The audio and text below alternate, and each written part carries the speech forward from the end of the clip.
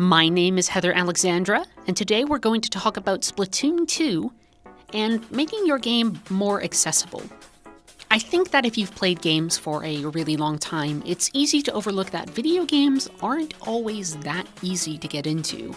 If you're used to games, you're used to things like controllers. You've grown accustomed to all the different interfaces and the industry standards for how genres play and what their rules are, and you have a lot of knowledge that other people getting into games simply don't have. We forget that games require an excess of time and money and experience that many people simply can't afford, and I think we're also pretty bad about including people with physical disabilities. Last weekend, I played the Splatoon 2 test fire, and I had a really great time. It's super fun, and I'm excited to play that game more. And while Splatoon 2 doesn't avoid all accessibility problems, I think it does a decent job of letting more people play the game, and it shows a pathway forward for AAA spaces. In Splatoon, teams of colorful squid kids face off in a match to see who can cover the most territory with paint. In function and in gameplay, Splatoon resembles most other competitive online shooters, and if you're a fan of those games and have prior experience, you're going to find Splatoon easy to jump into. Players who have experience with Call of Duty or Titanfall or other shooters will be able to contribute easily by attacking other players and stymieing their progress.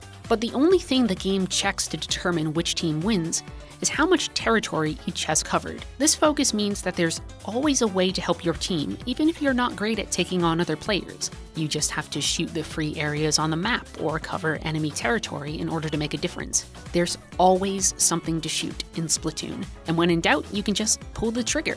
Even if you're missing shots on an enemy, your paint is still flying past them and splatting onto the ground and painting territory. No matter what you do, you're contributing. This means that players who are new to competitive games are still able to alter the results of a match meaningfully by just firing into the landscape. If you're younger, new to the genre, or just not really that great at shooters, you don't need to feel like a fifth wheel. There's always something for you to do. Splatoon can still be played at a higher skill level, and if you want that, you can jump into competitive matches, but the initial barrier to entry for the game is really low. It's almost non-existent. You can pick up and play without having a lot of prior experience with the series or with games in general, and you'll do okay. There are even weapons, like the roller, which are specifically designed for players who want to focus on covering the map with paint. Splatoon 2 is also not a punishing game. The biggest failure that players can suffer is a temporary bit of downtime if they get splatted, and you can just jump right back into the action right away by leaping to a teammate after you respawn.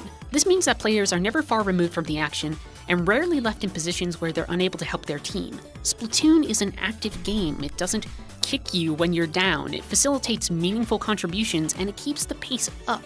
You're jumping in, you're helping constantly. This helps make it approachable and exciting for players of every skill level. But accessibility has other concerns beyond gameplay as well, and while Splatoon doesn't exhaustively address those issues, it does take steps to deal with some of the more glaring ones. Specifically, it takes steps to help players with physical impairments so that they can play the game. This is something that a lot of games are really terrible with. Games use sound and color and controls to communicate intensely important information without considering players who have unique physical facticities. Just as an example, my father can't finish The Witness.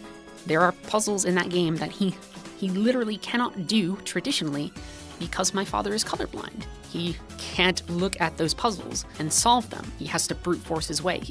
He quit the game because he couldn't finish it. And that's a bummer because it's a decent game and he was having fun. Games make assumptions about their players all the time, and they develop for a default normal that ignores the diversity of the player base and the needs of many players. Designing for normal?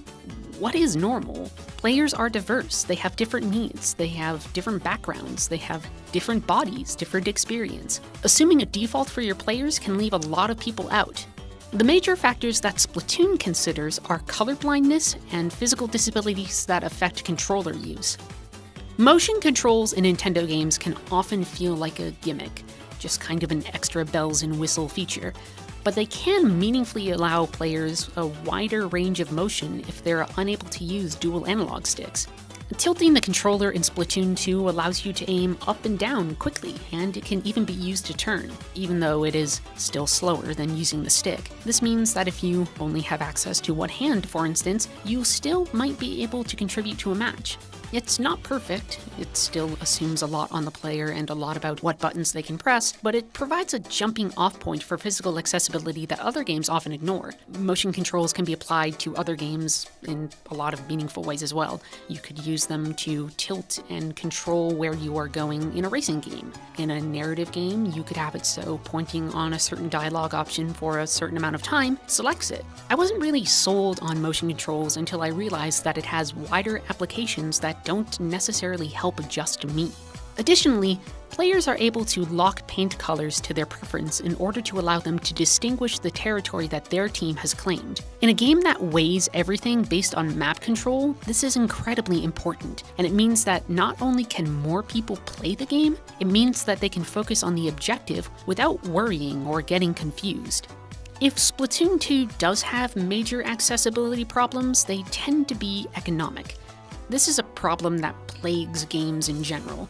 Gaming is an expensive hobby, like it can get really fucking expensive, and it's just as lacking in concern for impoverished players as for people with disabilities. You need a lot of stuff to play a game. For Splatoon 2, let's say that you don't have anything yet. You need to buy a Nintendo Switch, you need to have a copy of the game, you need to have a monitor that you can play it on, you need the assorted cables and things that actually make that monitor useful. You want to have access to the internet so you can play online matches. You need to be able to pay for the electricity that keeps all of those things running. That's a lot of stuff. Even if you're frugal and trying to do this on a budget, you're probably going to pay over $300 just to play the game.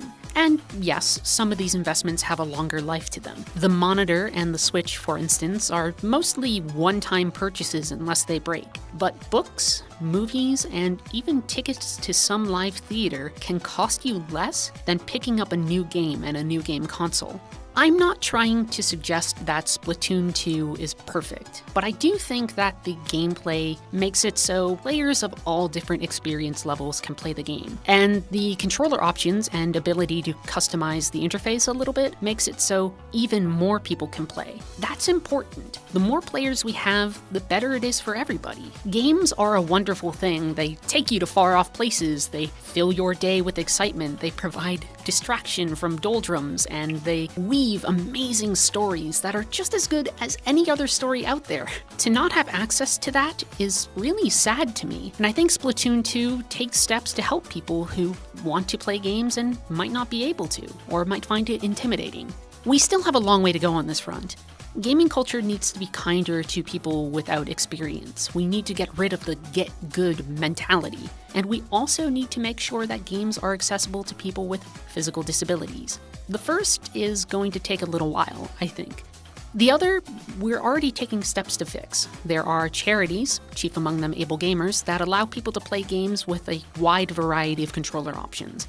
I encourage you, if you find this interesting or important, to support people who are making games accessible to other players.